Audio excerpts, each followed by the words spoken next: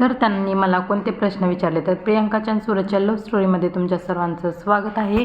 तर त्यांनी मला प्रश्न विचारले, म्हणजेच माझ्या मिस्टरांच्या मामा मामींनी मला प्रश्न विचारले की तू काय काम करतेस, म्हणजे तुला सर्व काम येतं का घरातलं, परत तुझं काय झालेलं आहे कॉलेज वगैरे सर्व विचारलं. मी त्यांना म्हणले माझी 12वी झाली आणि मी घरातलं काम सर्व करते. मग त्यांचे प्रश्न असे होते की तुला काय जॉब करायचा आहे का, तू काय करणार आहेस का, काय ठरवले का. तर त्यानंतर मग मी त्यांना म्हणले हो मी ठरवले, मला पोलीस भरती करायची आहे.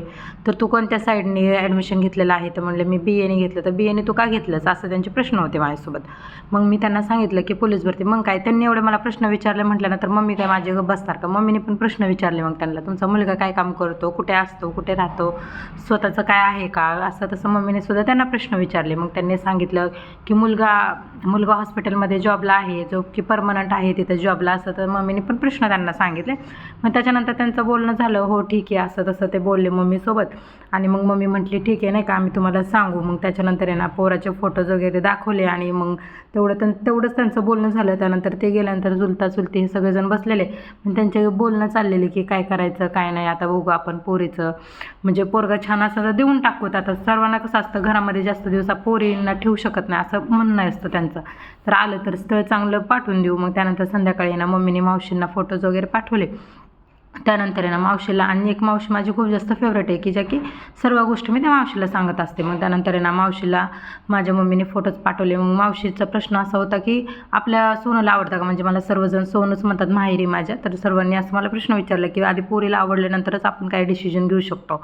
मग त्यांनी मला विचारलं, तर मी तर सध्याला तर काहीच बोलले नाही. मी म्हटलं ठीक आहे नाही का, बघा तुम्हाला कसं वाटतं तसं, असं मी त्यांच्याशी बोलले.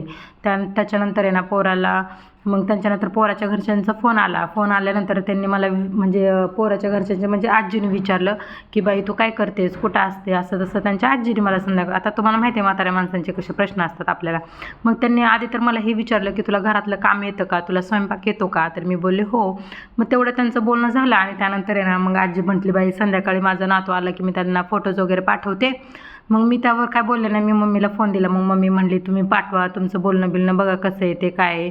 मग त्याच्यानंतर आहे ना पोराला त्यांनी फोटोज वगैरे पाठवले वाटतं, मग काय माहिती नाही. मग त्यानंतर आहे ना त्याच्या दुसऱ्या दिवशी त्यांचा फोन आला की प्रियंका तुझ्या साडीवरचे फोटोज वगैरे पाठव. मग त्यानंतर आहे ना मी माझे साडीवरचे फोटोज मम्मीने मला बळजबरीने काढायला लावले, कारण मला अशा गोष्टीमध्ये अजिबात इंटरेस्ट नव्हता, की मला लग्न हे बिलकुलच आवडत नसायचं, म्हणून मी जास्त काही लक्षच नव्हते देत.